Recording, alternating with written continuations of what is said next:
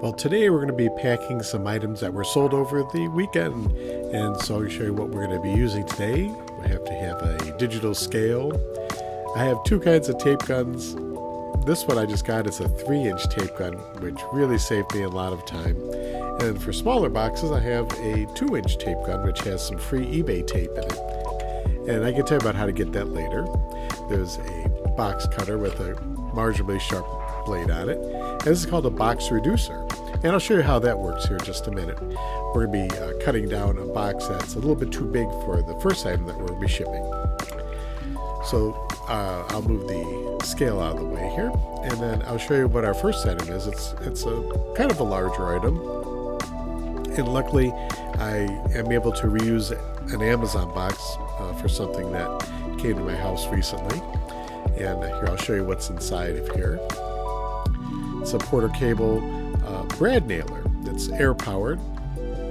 There's no power cords or batteries you have to worry about shipping. Batteries are kind of a problem. Shipping them, they always have to go ground, and you have to label them and everything.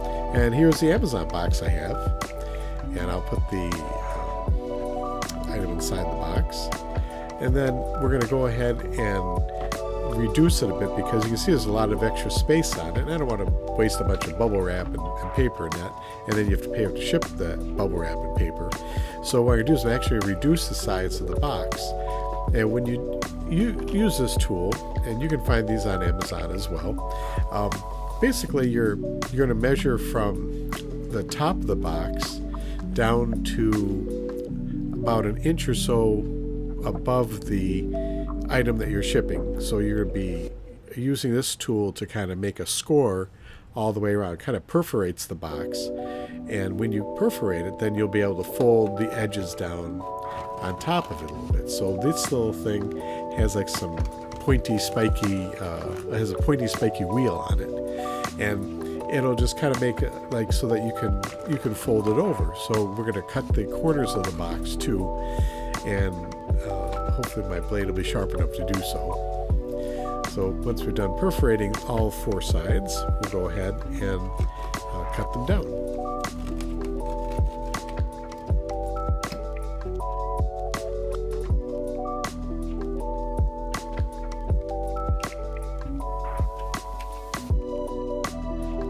Now, using a much sharper blade than I have right here, you're going to be cutting from the perforation mark, which is very hard to see in the video, but there's a little, like a dotted line kind of a thing.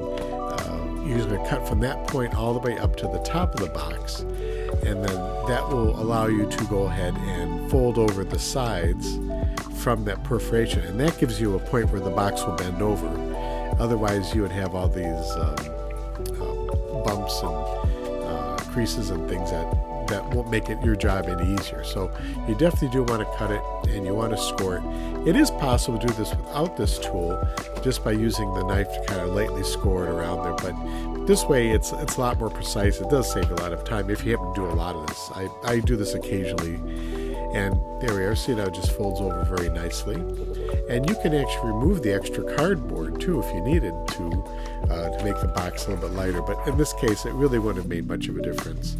So I just take the sides and fold them over, and then we're going to tape them down.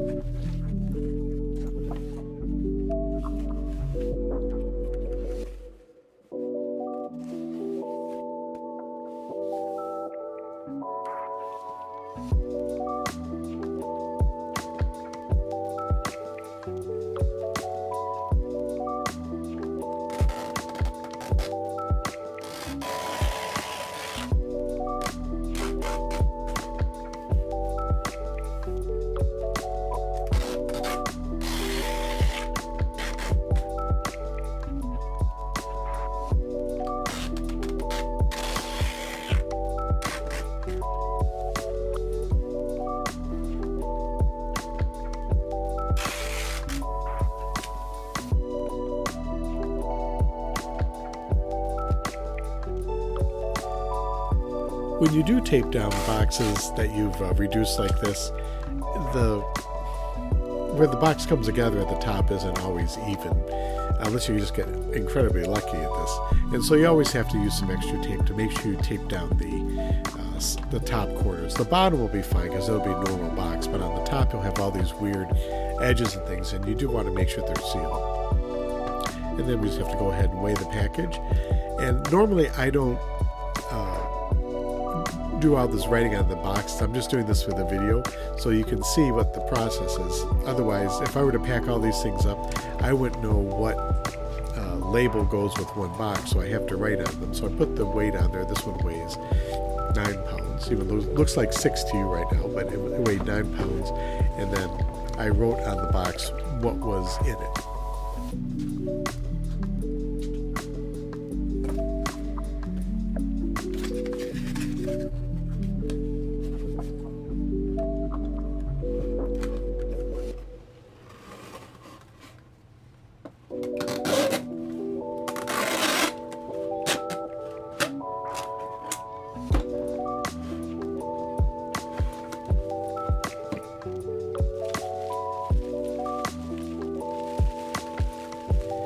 It's pretty hard to see what I'm actually putting in this box, but it's a small harmonica in the key of C. And a customer ordered this, and I thought it would be best to try and ship that in a box rather than an envelope, which it would fit in. But I just put some extra paper, a little bubble wrap, and just taped it right up.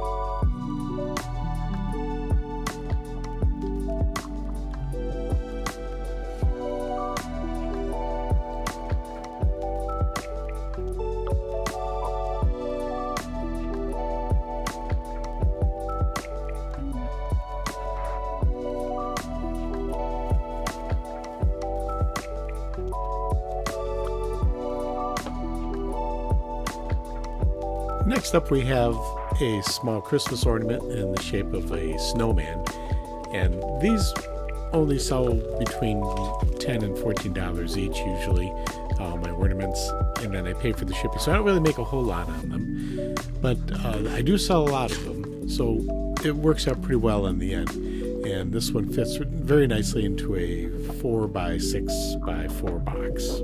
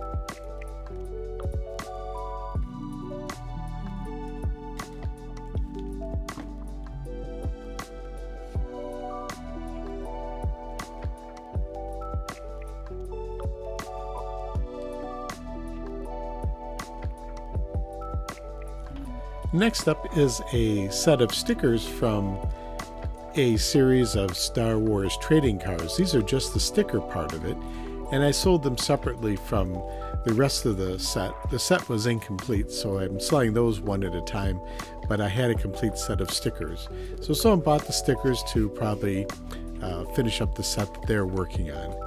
And these a lot of times could easily ship in an envelope that's small enough, but I didn't want them to get damaged. You know, there might be some rougher handling going on with the padded envelope. So I decided just to put them into another 6x4x4 box.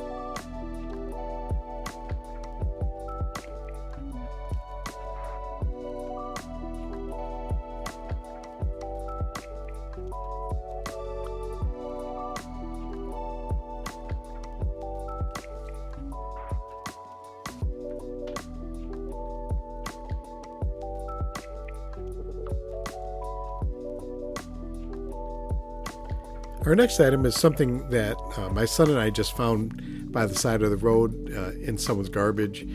It's a NES, a Nintendo Entertainment System, the original one.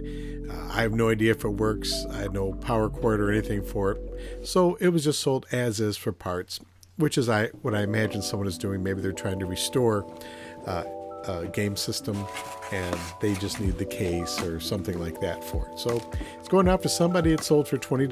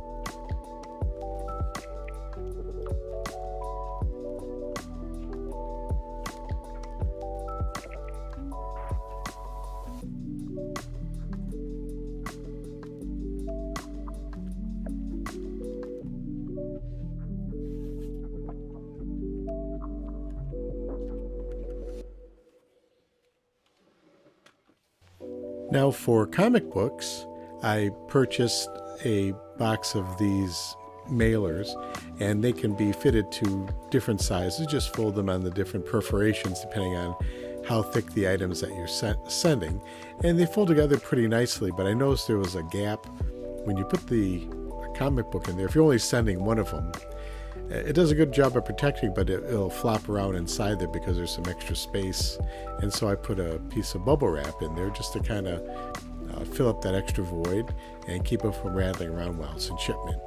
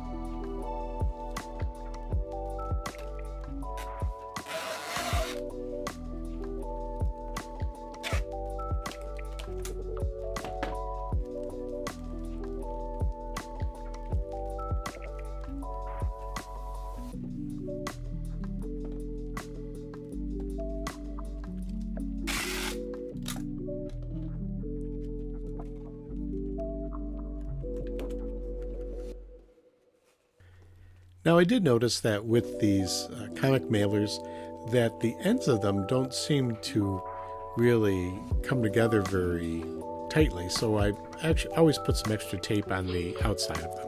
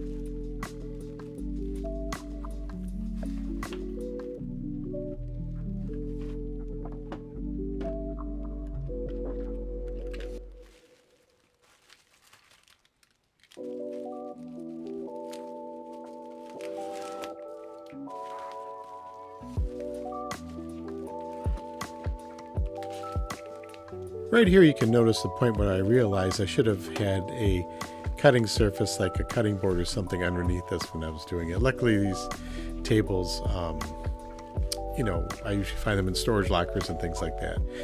But we have to work on that part of it.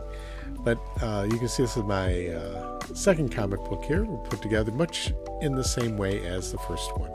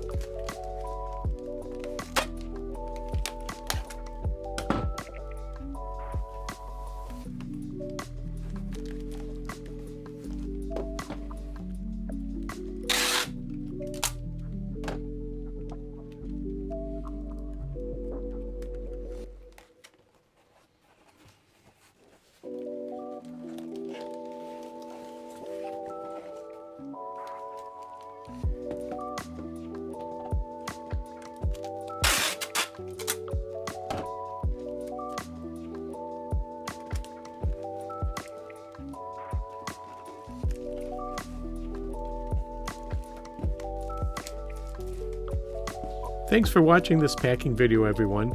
If you have any comments or questions, feel free to put them in the comment area below. And I always respond to them. I really enjoy reading the comments that you all send me, and sometimes suggestions, which are always helpful. Have a great day, and thanks again.